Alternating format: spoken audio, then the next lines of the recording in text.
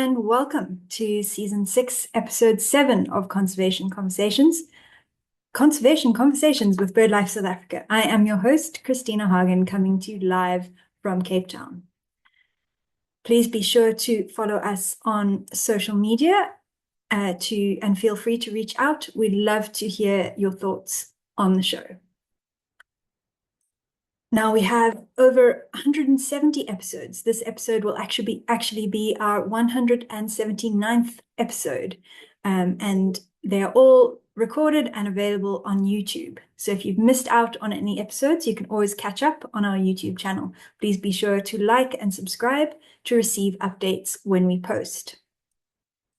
Now, as regular viewers know, we aim to keep these webinars free for everyone to be able to learn from and enjoy. So if you do enjoy the series and you can contribute, no matter how small an amount, please do consider donating. You can donate through the BirdLife South Africa webpage at the link on your screen, or you can scan the QR code to take you directly there. Otherwise, you can also EFT BirdLife South Africa directly and use the reference webinars and your name. And thank you very much to those of you who continue to support us. On to tonight's episode. We are traveling virtually to Argentina and hearing all about the amazing Hooded Grebe. So our speaker tonight is Kini Roesler, and he has been a passionate birder and naturalist since childhood. He joined Aves Argentinas, which is the BirdLife partner, at 13, and by 18 he was leading bird tours across Argentina. And in 2002 he became the youngest tour leader at a top South American birding company. He earned his biology degree in 2007 and then pursued a PhD in conservation biology, focusing on the critically endangered hooded grebe. So he is immensely qualified to be speaking to us about this species tonight. His research led to the creation of the Patagonia Program, now conserving 11 threatened species across the region with international support. He's published very prolifically and has also received the very prestigious Whitley Award in 2021. And he is now the science director at Aves Argentinas, and he's the national eBird coordinator. And he also hosts a weekly radio segment on nature and conservation. And so, Kini, thank you very much for joining us this evening. We are very much looking forward to your presentation. So please do start. You're welcome to start sharing, and take it away. Hello, everybody. Thank you for the invitation. I'm gonna start with my sharing. There it goes. Perfect. Perfect. Excellent. Okay. Thank you for the invitation. I'm really happy to be talking for all of you. It's kind of unusual for me to be talking for people from Africa because, of course, I tend to talk with people from this area. So I'm gonna try to explain a little bit more in bigger detail about the hooded grebe and the habitat and stuff like that, because perhaps some of you are not as familiarized with Patagonia. Also, excuse me about my accent and my pronunciation and my grammar, because, well, okay, English is not my first language. And I'm gonna be drinking mate, the Argentinian typical drink. So also, if I get distracted, excuse me. Okay, I'm gonna talk to you about the Hooded Grebe project, which we are very proud because we already have been running for 16 years, and is the main kind of side of this project is that we always believe that it have to be based on true science, on taking decisions based on information. So the flow of the talk today is gonna be trying to let you know how we decide to do what we have done in the past. The Hooded Grebe is one of the newest, for science at least, grebe that we know, the Western science at least. It was discovered 50 years ago in 1974 by an Argentinian naturalist called Mauricio Rumbol. And it was kind of awesome because in the area where the Hooded Grebe inhabits, actually there were quite a few naturalists going through. Even Charles Darwin was in the right place and the right time, and nobody knows how the grebe went over the radar for such a long period. It's mostly endemic from Argentina. The only breeding population are known from Argentina, but there's a small population in Chile as well, in the southernmost part of Chile, in Torres del Paine National Park. Perhaps you have heard about that awesome spot. In that area, there is a small population, and there is even a good chance that some of those individuals are breeding in that area. And it can be considered, well, it is considered by the Zoological Society of London, the Edge program of that institution, as the number 20 or 21, depends, is moving around, as the most kind of a important bird for conservation. The Edge list of the Zoological Society is based on the genetic story and the threats of the species. So it's basically it's a bird kind of pretty much unknown from a really remote small portion of the world, and is really, really in danger. And actually, it's kind of interesting that in winter it migrates to the south. You in Africa usually have the same seasons that we have, and usually probably for you as well. In winter, everybody goes north. In the case of the hooded grebe, goes south because it moves from the plateaus in this next to the Andes in the high altitudes to the coast of the ocean to the river estuaries, which the only ones that they are available are in the south. So it's basically southwards migration, which is also kind of usual for the wintering grounds of the hooded grebe. Was if took 20 years to get to know the winter ground because everybody was looking for them in the north or on the other side of the Andes in Chile and the fjords. So eventually when someone realized, okay, let's look in this spot, they found it like in 1994. So it took a while because it's such an unusual migration. Has have some tricky things on its biology. One is that it's the grebe with the lowest breeding rate. Has in a natural condition in good years, the average per pair of reproduction rate is 0.3 chicks, which is really, really low. Basically, every pair attempt to raise only one chick per season, which is really unusual. Most grebe goes to up to three, four, even seven chicks.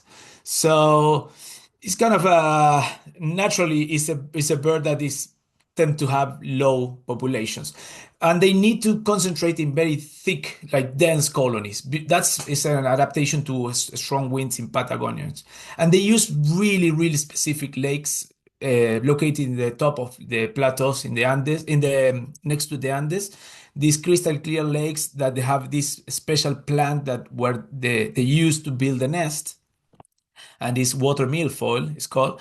And that's because they look for places with no predators and no competition. They are fishless, natural fishless lake. So all the food there is there in those lakes is for them because they are the only ones that they are breeding in those lakes. Some coots can breed as well, but the only species that only breed on those lakes is the hooded grebe. So basically, the strategy of this bird is to look for really remote spots with no competition, a lot of food, but kind of intense, strong conditions to breed. That's why there is no other species in the area. The history, as I mentioned, is started in 1974 when the discovery of the hooded grebe, and at the beginning there was a kind of a hooded grebe project, the original hooded grebe project that was led by the national partner of WWF, the Fundación Vida Silvestre. But by 1992, they realized the hooded grebe was doing really good. Actually, there were over the estimation was like 5,000 individuals, something like that. And there was a publication of the IUCN, the International Union for Conservation of Nature, that actually mentioned that the grebe lives in such a remote place, so far away from humans, that there was no chance that human can do anything to put in risk those populations. They were completely wrong, of course, because human has a strong capacity to make mess even in those remote spots. By 1984, the wintering ground was discovered, and by 2004, this an Argentinian researcher, actually Argentina bird watcher that was leading group, started to realize that it was getting harder and harder to get to find the groups. And by 2009, Aves Argentinas, BirdLife International partner, kind of decide to go to the plateaus and check it out and say, okay, let's see how the population are doing, because they have been kind of 20 years without nobody kind of paying attention. And what we realized that the population had crashed, like it was basically 80% of the population had disappeared with no apparent reason. So that's where we start to play around. And what were the threats that were identified at the time? Well, mostly invasive species, rainbow trout, kelp gull, which is native, but is kind of what is called neo-native species that they are expand following humans. Climate change, of course, was one of the first kind of suspects, and also some infrastructure works affecting the wintering ground. That was there was the three groups of threats that were identified at that point. But of course, as I said at the beginning, we started to doing research, and we started to try to understand the kind of in deep to the species. And of course, the first thing that we need to know is how many of the groups were around those plateaus. And sadly, our countings and our census of the whole population, the whole distribution, so basically very low risk of missing out any individual, is we know now that there were or there are around between 700 and 750 individuals. It's a really, really low population in a really kind of pretty big habitat. Um, and the second big question we had at that time was, okay, those plateaus where the lakes were like kind of islands in the middle of dry Patagonia, in the middle of the desert. So where every single one of those plateaus where the groups were, there were conservation units. Basically, the question was every single group from every single plateau were isolated population from the other plateau, or were the whole same populations that they were moving around? Because the consequences for conservation were important. We will have to think uh, each plateau as an independent units to do all the actions, or we can take, okay, we are going to work with the whole population and we are going to try to tackle the best population or the best lakes and just be concentrated and put all our efforts on those lakes. So for that, we have to start to think about the changing in distribution. We start to follow the grids, do some kind of year after year tracking of the individuals, checking on the changing and the population changes in the distribution on each one of every plateau, and basically start to collect samples to understand the genetic structuration. Um, Here in red, blue, green were the three main plateaus, the three main population, and the population that we were able to collect samples. Basically, by using mitochondrial DNA, what we found is that there was some structuration. So basically, the birds from the northern plateau, the northernmost plateau, were different from the ones in the middle and in the south. And that was kind of not the best news that we want, because we will have to tackle each individual plateau by separate, and this was going to take a lot of resources. But we went a little bit deeper.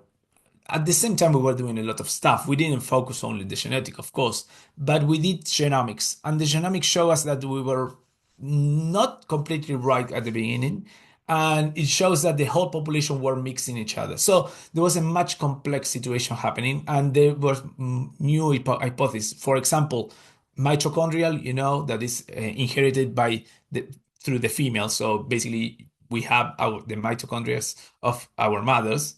So probably what's telling all this information, eating information, that the females tend to stay in the same lakes that were they born, but the male was dispersing. So basically, for genetic purposes and the structuration of the population, we can think the whole distribution of the group, the whole population of the group, the 750 individuals, as a one thing, one big unit for conservation. And that was kind of a relief, because that way the funds we have we are going to be using a much more efficient way, tackling all the threats on all the population and try to focus on the most important sites, not abandon the smaller population, but not kind of focusing on those tiny populations that we had found in the southernmost part. So the second big question was how the migration was, because we knew the breeding grounds, we knew the winter grounds, but we didn't know anything about in between. And some of the risk can be happening in the middle. Sadly, here you can see some tracking devices on the grips, but sadly, using tracking device on grips is not easy at all. So we have been trying and trying, and we have had some success, but so far we don't have good information. Actually, we are helping Canadian researchers using tracks in much more abundant ear grip. Which is fairly common species. So we are trying to develop the technology for them and then use it in the hooded grebe, because we don't have to put in risk this very kind of endangered species, of course. But we have been banding and we have had some information. Now we have some theories about how the migration goes, how they move around between the plateaus and the estuaries, but we don't have still good information around. But what we did, we start to focus in the wintering grounds to see if the threats were in the estuaries and not in the wintering site, in the summer, in the reproduction site, sorry.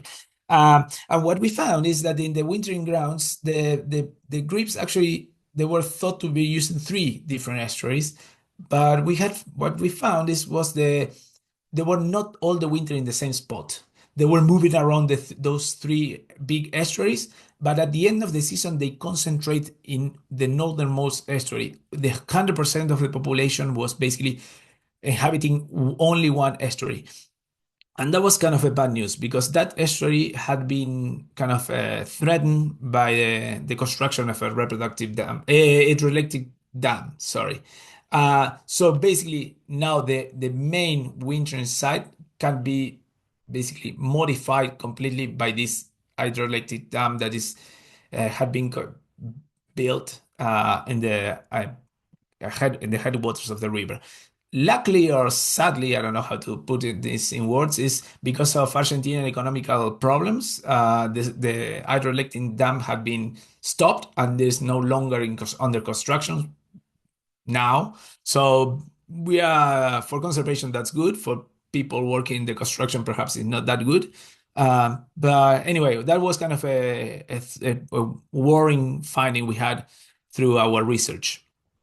And what we found, as many of the other groups in the world, the lights are a problem. A lot of individual seems to crash during the night due to the lights in the cities.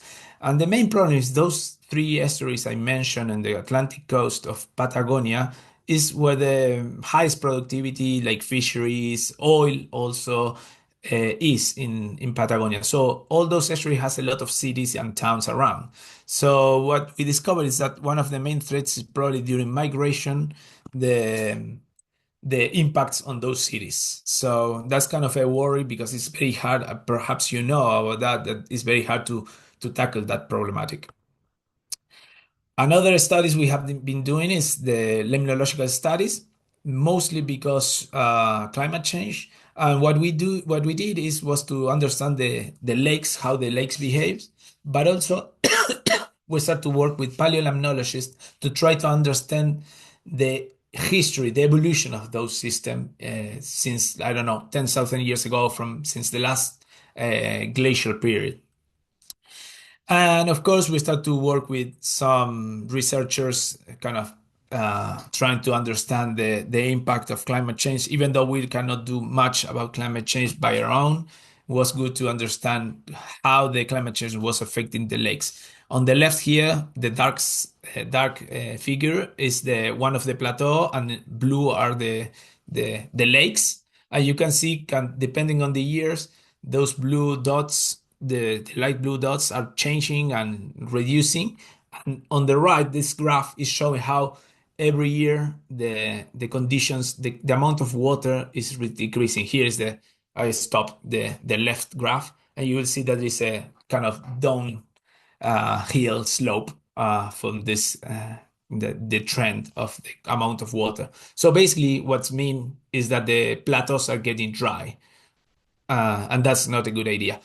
But also because of that, together with the trout that there was stock for fisheries for mostly for fly fishing kind of activities, is what we realized that they were interacting. The lakes were getting drier and shallower, and the trouts were basically eating all the food. So basically, the climate change and trouts are acting together, and we did a lot of research about that. Um, Clearly, the trout was not eating the grebe, but was eating the food. But also, we study how there was this connection between trout and climate change. And this is what I said. It was a synergic kind of interaction. Trout are eating the food, lakes are reducing on the size and the amount of water, but also because of the trouts are eating, they are also peeing and they are also pooing in the lake. So basically, they're changing the the condition of the water. They are releasing the phosphorus and nitrogen to the water column, and that's creating blooms of algae.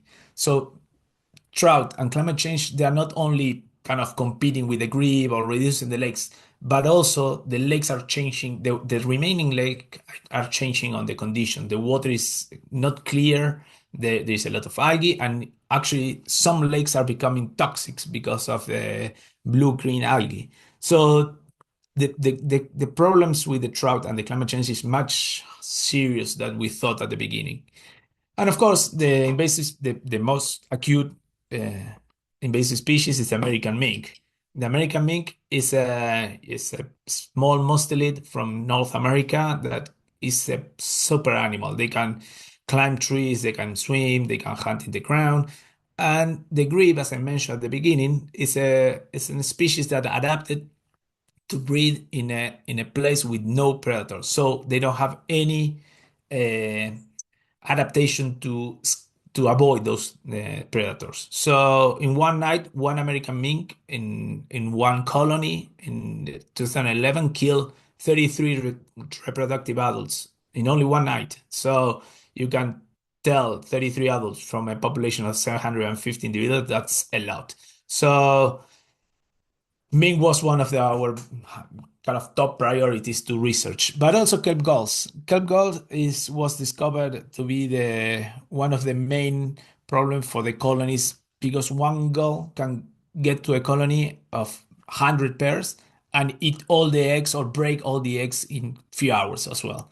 So perhaps it's not as acute as an American mink that can basic goes for the adults, but can stop reproduction in a whole area. So kelp gull was kind of our also our priorities, and what we did was try to identify which areas, which lakes were the most kind of risky areas to put all our energies in those spots. And at the same time, we didn't kind of stop and say, okay, let's do a lot of research. We were kind of working at the same pace, trying to do some conservation action and trying to do good research and generate like a virtuous cycle. Basically, we were all the time assessing what we were doing was the right thing. And basically we decided that there were three main actions to develop. One was the colony guardians, and the colony guardians was our technicians, well trained technicians, they that we send to camp to the lakes where there are concentration of grebes, especially if there are colonies, and they stay the whole season with the groups. We don't leave one day alone those colonies, especially if there are colonies, because one day can be too much if a gull came or a mink shows up. So they stay the whole time there. Artificial netting platform because climate change is affecting the plant, and the ex situ rearing program because also we thought that there was could be a good strategy. The success and the use of that original platform was much bigger than we thought. At the beginning, we were thinking that the milfoil will going to be enough, even though it was been getting affected by the climate change. But we realized that the grebe need was they were needing more kind of available platforms, thicker milfoil to start to kind of basically get interested on reproduction. So basically, now the artificial platform not only are good for breeding sites, but also as a kind of what we call a sorry, I cannot think on the word, but are kind of the thing that uh, push or kind of start the reproduction action on the colonies. So basically, what we do now is to put the platforms in the lakes early in the season. So basically, we try to encourage the grebe to reproduce. So have been really really successful. We have done very cool things. Mostly, what we have done is to try to push the grebes to the best lake in the best area to get bigger protection.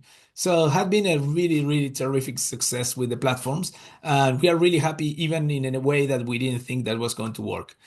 And of course, nowadays, because there's very low reproduction, very, very low reproduction because of the lack of milfoil, because of the attack of the grebe, the hand breeding program is getting more and more important. We have been trying since 10 years now to reproduce the grebe, and the grebes are really really hard bird to hand rear in captivity. Actually, there have been very very few examples of success with very few species like pied-bill grebe, some examples in the UK with ear grebe, but basically this year I have a video. We didn't put it because it was a kind of a big problem. This year we succeeded. We have four chicks about to be released, and this is the first time in the history that someone does the whole breeding cycle of a grebe from the egg to release of chicks. We have done it with the silver grebe in the past. We use as a proxy to learn how to raise the hooded grebe, but it took a long time. But we are already finished, and next year we will try to raise as many chicks as we can. The one small one on the right is one of the individuals to be released soon. And it's gonna be a kind of a landmark for the project for sure. But of course, now we have to raise, I don't know, 50, 60 individuals per season to have any success at all. Um, Okay, and the Colony Guardian program, that's as I mentioned, there are people that they are taking care of anything that can bother the grebes. And what we realize is by having colony guardians next to the colonies, the breeding success duplicates actually. So basically, if the typical breeding success of the grebe was 0.3, with guardians, we can take that rate up to 0.6. So that's even though it's a really, really tough work for the technicians because Patagonia is a tough weather to be like for 3, 4 months. It really works. And of course, we start to control invasive species. We start to remove trouts. We have done quite a good deal with that. We have to control kelp gulp, and our main strategy was to try to control the mink in the most important places for the hooded grebe. We have done that since 11 years now, mostly in the Patagonia National Park area in Buenos Aires Lake Plateau, where the biggest concentration of grebe are. We are working together with the Patagonia National Park rangers. We are doing kind of a lot of stuff to try to understand how the population of mink behaves. We are trying to understand demography of the mink, all kind of stuff to try to make it better the control program. We try to check on our capture rate and all these kind of these are very very smart analysis that I cannot understand at all. They are all Bayesian statistic, oh, really tough things. But what I'm always chasing is to someone telling me, okay, we have to do this, this, and this. Okay, let's do that. So and so far have been really good. We are not having plans for the future using all those statistics. That's super cool. But the important thing here is that since 2014, we have had zero predation of grebes by American mink, and that's what I'm looking for. So that was kind of awesome. We have had over 250 captures now. We are using trained dogs to detect in these areas where they are more critical to collect the mink, to capture the mink, to remove the mink. So they had been a really, really powerful tool to try to do this control program. It's not an eradication program because Patagonia is huge, but it's a control program with a lot of thinking behind to try to keep it as most efficient as we can. And actually, that's kind of a nice history that it has. This control has a collateral damage, which is a positive collateral damage, because by removing mink just pointing the hooded grebe, we start to recover the population of some other species. For example, the coipus, which is a animal that is widespread all over the world. In Patagonia, the population are reducing because of the mink. And by trying to save the hooded grebe, we start saving some of the species without even kind of knowing that. With the rainbow trout, we have removed over 4,000 kilos of trout. And in one specific lake that was really important, like 20 years ago, that then was stocked with trout, we went from 16 hooded grebe in 2019 to 160 in just a couple of years after removing on trout. So we are really happy of the success of those actions too. And with the kelp gull, is as I mentioned, it's a native species. It's not an invasive species. So we are not allowed to go control like more freely as we do with the American mink, but we were allowed to control the breeding success of the gulls. You can see in this graph, basically the important are the green bars, how the numbers of adults had been reducing every year, because what we do is to stop the breeding success by shaking the eggs in the colony. So basically the gulls have realized that it's pointless to try to reproduce in the plateaus, and they're moving away. So that's fine for us. So far had been a really good spot. But basically all this work we did with the hooded grebe, 15 years, 16 years working, led us to realize that the hooded grebe was an umbrella species. So we start to work on a regional scale because we knew that we can use the hooded grebe as a flagship species or an umbrella species. So we jumped to a regional scale, and that's where the Programa Patagonia Program shows up. And our first accomplishment was the creation of the Patagonia National Park, which are 50,000 hectares that now they're protecting the hooded grebe, but they're protecting many other species in the Patagonia. It's the first national park that protects the whole, any part of the Patagonian steppe, which is the biggest habitat in Argentina. So it was completely overlooked as an important area. And by the hooded grebe, we managed to create this national park. The American mink control program was so successful that now 5 national parks are using our strategy. Basically, we are kind of giving resources and train those national parks in order to protect other species, not just the hooded grebe, but the torrent duck, all the communities of waterfowls, etc. Some frogs. So basically, we have managed to export our knowledge to other areas. And of course, we are trying to understand the American mink in a larger scale to try to help all these controls in different areas. As I mentioned, we use detection dogs.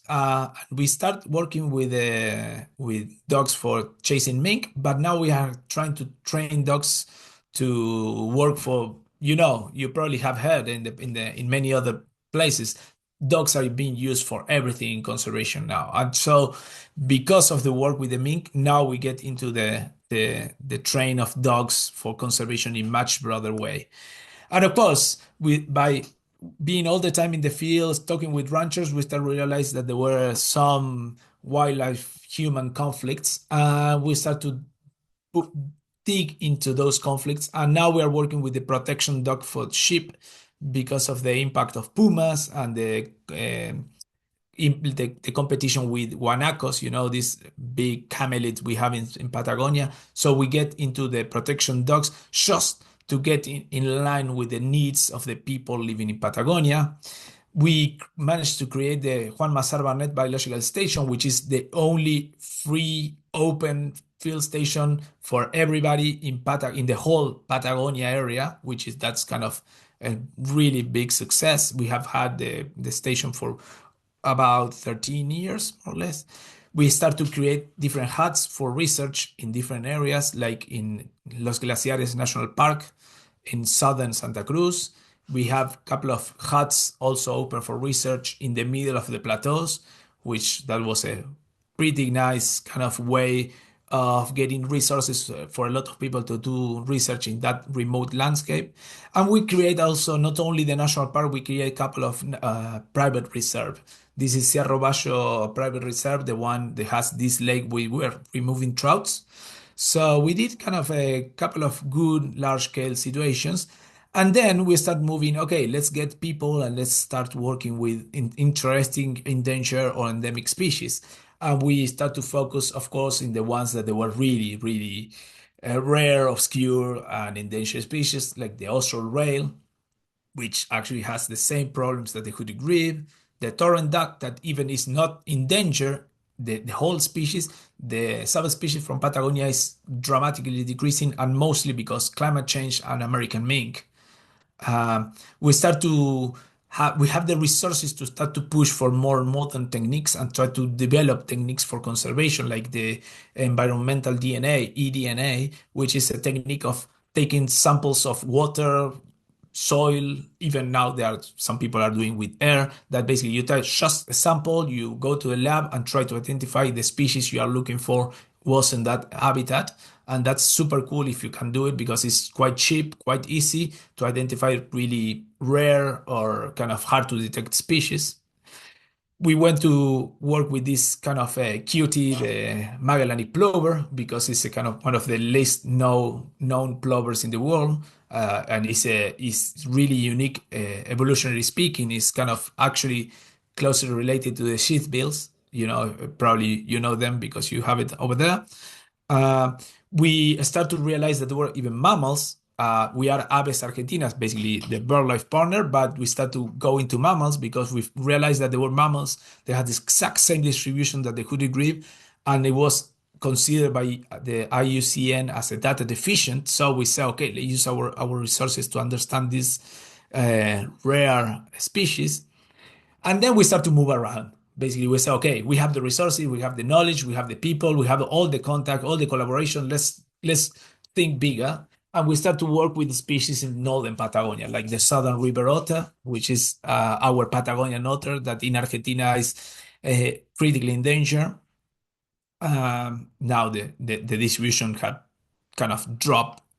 I don't know, I think it's 90 something percent. It's huge, the distribution. And we start to use our kind of knowledge on other techniques to try to save another species. For example, the hand reading facilities, the hand reading experience we have with our veterinarian, Gabriela, we start to use it in shell geese, which there is one species, the ruddy-headed goose, which is actually critically endangered the continental population.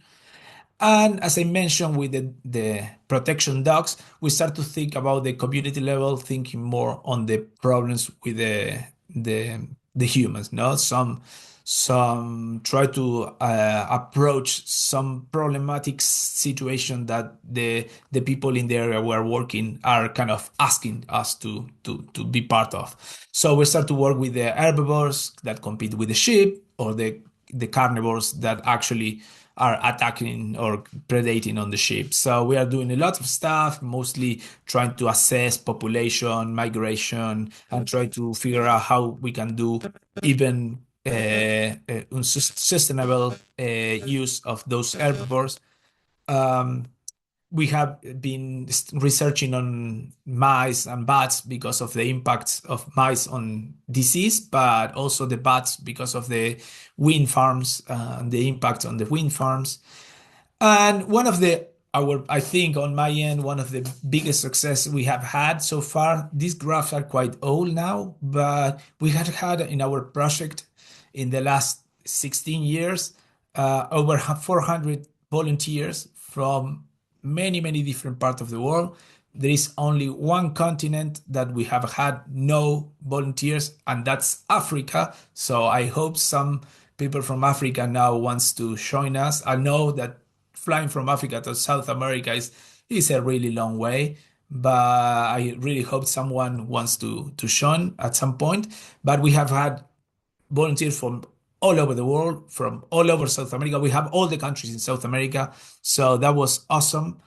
And because of that success with the volunteers, we create the integrative conservation course, but it's basically a 2 month course for people that is actually going to be working on conservation. So basically, we take them to the field station. We give them some theoretical teaching, like we try to teach them how to do the theory of conservation, but also we take them to the field and we make them to work in real life conservation. It's nothing like simulation. It's all real life conservation. So I think it's a really good step forward for spread the word of what we are doing.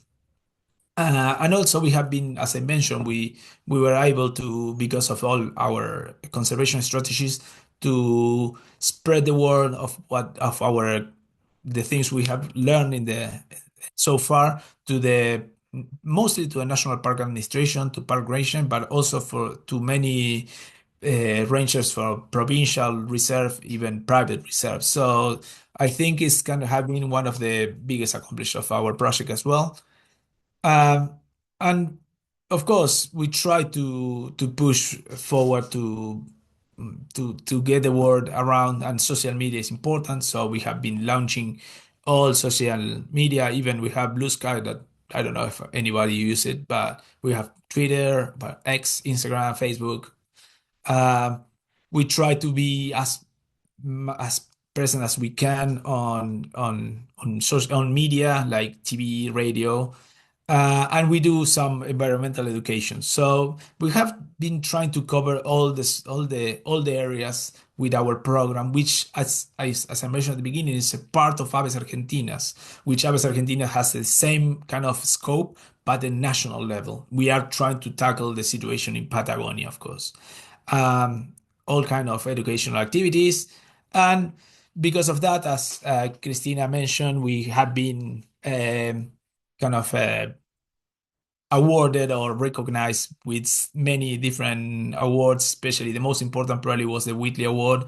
And now we are competing for the EOCA, which is a European Outdoor Conservation Association. Just there was a votation until yesterday. Now we are waiting the results. So we have been awarded for many kind of this type of prizes and awards. And for the future, we are still looking for more. We are thinking that we have to grow. We have to connect with more institutions international and national and local levels. We are trying to push as many researchers and institutions to go there and try to use our resources to keep growing on the knowledge in Patagonia. We want to the grebe actually became the flagship species to protect the whole Patagonia, and we cannot do everything. So we are trying to push to get more people interested and involved with our conservation. Of course, this was this is not me. This is my team. It's a kind of a pretty eclectic team. A lot of field technicians, like mostly park rangers, but we have journalists, illustrators, artists, web designer, community manager, educational educator. Sorry, we have a kind of whole bunch of different profiles on the people, veterinarians, of course. So it's a big team that we have. And of course, the biggest challenge on my end is probably getting the support for all what we do. And it's what takes most of my time lately, sadly, because I'm a field biologist and a bird watcher. But getting the support and getting the resources to do all what we do is kind of a tricky thing. And I don't know. I think that's kind of one of the biggest challenge, sadly, for conservation. But anyway, hope you understand my English, my speed, and everything. Thank you very much, and hope you follow us on social media. Wow, amazing, Kini. Thank you so much for your presentation. I'm just, yeah, awed by the amount of work that you have been able to do, you and your team. So thank you very much for sharing that with us. I volunteer to be your first volunteer from Africa. You're more than welcome. And yeah, please don't worry about your English. You spoke amazingly. So thank you. And I see quite a few people saying that they have started following you on social media. So hopefully you've gained a few followers tonight. Um, yeah, so we have some questions coming in the Q&A box. Please do, if anyone else has questions, please do put them in the Q&A box rather than in the chat feed. It's as that's much easier for me to keep track of. So let's start with the first one from George Ledek, saying, as climate change continues, are some of the lakes used by the hooded grebes breeding large enough to resist drying out over the long term? Is that something that you're worried about? Well, the climate change process is something that we are all the time learning new. We are gathering new information quite extensively. Well, I want to tell you that all what I said is just like a tip of the iceberg of what we are really doing. For example, the creation of the national park was based on two lakes, the El Cervecero Lake and El Secho Lake, because during 5 years, those lakes hold the biggest population of grebe. One, the Secho Lake used to have over 200 grebes. A colony, the biggest colony we ever found was 120 nests on that lake. Del Cervecero Lake was also an amazing lake. What we realized that in just 2 years, both lake got completely dry, basically. And so climate change is really, really kind of extreme in that area. It's a very unstable area. It's a desert that depends on the snowstorm during the winter and a quick snow melting. It's kind of a really kind of weak habitat. It's such so. But what we found is that the grebe is not as weak as we thought. It basically is adapted to that kind of. So they move around a lot. So they don't use one lake. They use group of lakes. So Okay. one year they goes to one lake, and if the lake is not doing all right, they start to move in the spring all over the area until they found a good one. So climate change, what is happening is that it's reducing the amount of opportunities they have every season. That's the Mm. problem. Not It's not kind of wiping out so far the whole habitat, but it's reducing the amount of opportunities or the good lakes they have every season. So that's why they tend to concentrate in smaller and smaller areas every year. Except this year, actually, because last winter was extremely wet, considered the Mhm. last 20 years. This year there was water everywhere. So we have it was a nightmare for us because it was completely different from the last 15 years. We have to go around all Patagonia looking for the green. There were 3 grebes in one lake, 10 grebes in another. So it was kind of more challenging. But yeah, climate change is something that is affecting the habitat extensively, but still we don't know how those effects are for the grebe population. We know that Mm. it's having an effect on the water milfoil, which is the only native plant of those lake, and that's going to be the most tricky part of the thing of the climate change. Not the reduction of the lakes, but the effects on the plant that the grebe needs to breathe. So it's really not as easy as we thought at the beginning. Mm. Yeah, I think that's what we're learning more and more, that climate change Yeah, impacts aren't, necessarily linear in what you think they're going to be. There's all these exactly, interactions. Yeah. exactly. Um, Another question from George, asking, has any new introduction of trout into Patagonian lakes been prohibited? Well, no, it haven't been prohibited. Actually, there have been some, but luckily there was like a rush of trout introduction in the early 2000s, and Mhm. all these kind of remote lakes were stocked with trout because there was the thought of the ranchers that they are going to have these lakes with trout, and eventually they were going to be able to take people to fly fish or to collect them and sell it as a food, like for restaurants. But the problem was that those lakes are so remote that there was no way that they can do anything with the trout. So nowadays trouts are dying naturally, which is good for us. Still, some people thinking that could be of good value to stock lakes, but they only think in bigger lakes, not in the small ones. That the grebes needs the small ones. So nowadays we are actually we have an awesome relation with fly fishing lodges. We At the beginning they thought we were the enemies. Nowadays we are working together because they realize that we don't care about their lakes, which are the big lakes. Strobel Lake, which is one of the most world famous lakes for fly fishing. We are interested in the small ones. So actually, they are using our our project to actually to advertise they are helping conservation and they are doing good stuff. So for us, it's good because actually they are helping us. So now we managed to have a kind of a really nice relation, but it was nothing to do with the state forbidding or anything. Was just like the natural course of economics, basically, that suddenly they realized that they didn't need our places, the place that the grebe needs. So yeah, it's getting better that then. Yeah. Good. Yeah, it's great to be able to work with them. Yeah. So a question from Vincente, uh, saying firstly, great work in protecting the grebes. Do you know how the American mink arrived in Patagonia?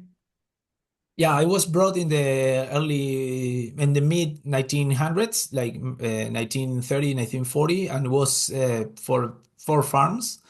It was a kind of a big, it was a big attraction.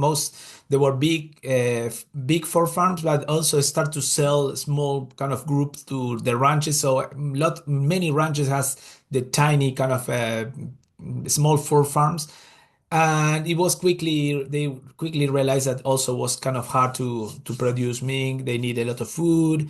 They need to have a lot of individuals to sell something that is was profitable. So what they did at that time, and it was kind of different times, we cannot blame them. They start to release the mink to the wildlife, and so there were. My partner, actually, she is the mink expert in Argentina. Just that's a handy. Uh, and she basically she was doing a research, and there were hundreds of 4 farms. No, I don't know if hundred, but dozens of 4 farms. So the spread of those mink were in the different areas. But now we have tracked the main road of expansion, and we know where they are coming. But there are no new kind of release of mink whatsoever. But still, the expansion is happening through Mhm. different basins that they are going. They are basically going south now. Yeah, so Okay. there's still some things to do. Yeah. Mm. So on the subject of minks, Rob Simmons asks, are you able to train the dogs to hunt down and kill the mink directly rather than using traps, or We what do you use the dogs for? we have both of them. We have 2 dogs that actually hunt them, and we have another 2 dogs that actually only find the mink, the dens, and we use trap because we use in different situation. We use when we have like the rush to capture the mink, because the mink is too close to the grip. We go with the hunting dogs. Mhm. When there is not such a kind of urgent situation and we want to cover bigger areas, we go with the ones that they are marking the den, so we are putting the traps and moving forward faster. So yeah, we use both strategies. Yeah. Okay, great. There's a question from Herman Blumhoff about the hand rearing, and congratulations on that success. Um, Saying if the birds only lay one egg, how do you harvest and make sure that the birds will continue to breed? No, the grebe, luckily, there are very few things that they do easy for us. Luckily, one of them is that they lay 2 eggs, but they only Uh-huh. raise one chick. So basically, they always abandon the second egg. So what we do at the beginning, what we did was to wait until the first chick hatch and they leave the second egg, and we went there and we collected.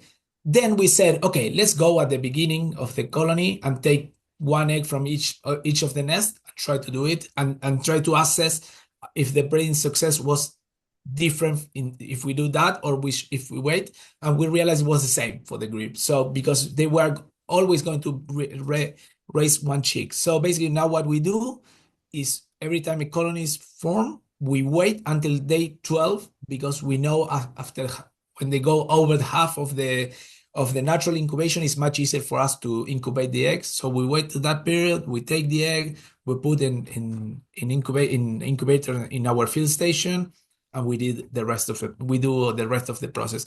And actually, this is basically national news. It's gonna be we are going to release the chick next. We are waiting just to be sure, but the chicks already succeed. We have it.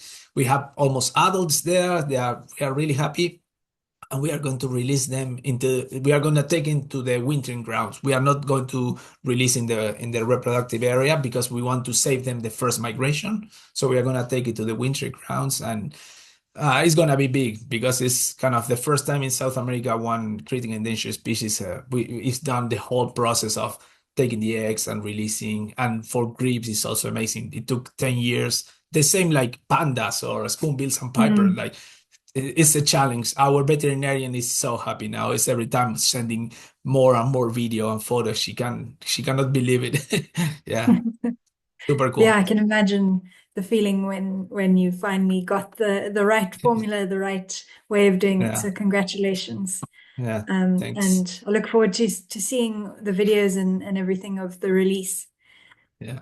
Um, yeah, so Jonathan Stacy asks, after your amazing successes, what is the current population status of the grebe in 2025? Well, actually, our success was not to, sadly, we couldn't, at some point we managed to, the population start to grow a little bit, but nowadays it's again about 710 individuals. We managed to stabilize the population. The population was dropping and now we managed to stabilize. But sadly, because of this kind of failure of reproduction because of the milfoil, the population is not growing. That's why I mentioned at some point that this year we only raised 3 chicks. Next year we need a lot of fundings because my goal is to raise 50 chicks. Because if we want to have any impact on the real population of the grebes, we have to take as many eggs as we can and get juveniles to the population. We have to start to subsidize the population with this kind of artificially, well, hand-reared chick. Mm. Yeah, absolutely. But hopefully it will, once you've got that up and running, your population will just take off. Yeah. So Shashi Kassan asks, can you tell us a bit more about the artificial platforms and how you make them and what they're Yeah, like? basically, And we copied the artificial platform that there were for many birds mostly in the northern hemisphere, like the loons, also for grebes they were done. We used PVC kind of pipes for the ones they use in constructions. We did this kind of one per 1 meter for 1 meter with a mesh, and we put the milfoil. We tied to the bottom of the lake, and what we do is to create like barrier for wind. So basically the artificial nesting platform are acting as I mentioned a primer. I didn't remember the word primer mm, at the beginning. A primer for reproduction, a nesting site, but also as a protection against the strong winds that is the most kind of common thing that destroy the natural colonies. So the artificial nesting platform is a good thing because it's acting in 3 different ways for the mix. So it's increasing the reproductive success of the colonies. That's kind of the thing, but has no kind of smart technology on the platform. It's very basic. We say, okay, let's copy what they have done, something the cheapest, the easiest, because we need to have a lot. They have to be light to carry because sometimes we have to walk 5 kilometers in the plateau and the rocky landscape with 10 of those platforms in your back, so you need to be lightweight. So yeah, we didn't they are not kind of actually we use an engineer to test if they were enough weight they can support, but that was just kind of for fun, really. Yeah. Um, and then there's a question. There seems to be a lot of interest in your volunteer program. So there's a question from HV. Can you please tell us more about the volunteer program and what's expected from the volunteers? And Um, I've found the link on your website, so I'll just post that in the chat so people can go there. But if you could yeah. just tell us a bit more about that. Yeah, volunteers in our programs are basically people that are really willing to spend time in the field, walking and be really enjoying the hard condition of Patagonia. The only tough things our volunteer program is the weather condition of Patagonia. I all the time saying that because you can have it's almost every day you have 50, 60 kilometers wind. Really, you can have a snowstorm in the middle of the summer. It's strong weather, but basically you spend all the time in the field or kind of doing sample censuses of grebe or checking on the traps of the mink. And we only ask people for to be on our volunteer program for over a month because it takes so long to get to Patagonia, takes so long to get used to the habitat and the task we do every year that eventually 1 month is too little. So, and on my experience, people usually is a little bit afraid and say, okay, I'm gonna go 1 month or 1.5. I don't want to. And at the end of that month or month and a half, they realize there was too short time and they want to stay longer. That's kind of Mhm. the usual situation. They want to stay even 2, 3 months. That's kind of common thing. And so yeah, we don't have any restriction. We have had people from all over the world with all kind of experience. We try to have as eclectic group of people. We don't chase only for biologists or park ranger or whatever. No, we are open to any kind. We have had a lot of artists. You have to enjoy nature and you have to be willing to learn about how to do some study sampling or stuff like that. You need to know or want to learn about bird identification or stuff like that. But that's not even that strongly needed because some of the tasks are more kind of technical work like checking traps or stuff like that.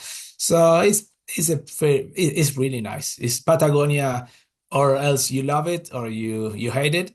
Most of the people love it. Change your life. Absolutely. Actually, I'm gonna tell you a personal stuff and I'm gonna be short. When I went Yeah. my first campaign was the first year where the project started. I was as a volunteer because I was in Aves Argentinas, but I was already showing a PhD in the tropical Andes. And I thought I hate actual Patagonia because of the wind. And after only one campaign with the Hooded Grebe, I stay in Patagonia for the rest of my life. So it's a place that actually kind of makes you go crazy, I think. Yeah. Yeah, well, it's somewhere that I would love to go, and it sounds like a lot of our viewers are also really keen to get out to Patagonia. Um, I just lost my question. Ah, there we go. Another question from Rob. You mentioned that the grebes were, well, I'm adding my question to his question. You mentioned that the grebes were very difficult to track using the GPS trackers. Could you expand on a little bit on that and why that is the case? And then Rob's question is whether you're able to follow the grebes with GPS trackers to assess where the bottleneck lakes might be at times of environmental stress. So I've kind of shoehorned my question Yeah. in. Yeah. Yeah, the question of Rob is basically we don't know we our question is not about the lakes in the reproductive area because we know all the lakes. We move ourselves and all the lakes. It's not as many lakes. So basically every season we go and visit every single lake so we know where every single grips is, and actually it's quite easy to see the band. So basically we can spot where those grip were captured in previous season. So on that end, it's not that difficult. The problem with the tracking devices is that I don't know if you know, but the grebes in general have evolved to have a when they dive, they create like they're in the middle of a bubble. Basically, the plumage creates this kind of a air layer, very tiny almost. So and combined with the oily from the uropygial gland together, they makes kind of absolutely waterproof. When you put something to the in the feathers like a harness, they absolutely go mad. They don't like at all using putting anything. So what we did at some point was to put those harnesses on juveniles that they are still fed by the adults. So that way they can adapt to the harness without having any kind of loss of weight, like lost any fitness basically. Because if you put to an adult, they basically they stop diving. They don't feed anymore because they feel that there is something that is bothering their plumage.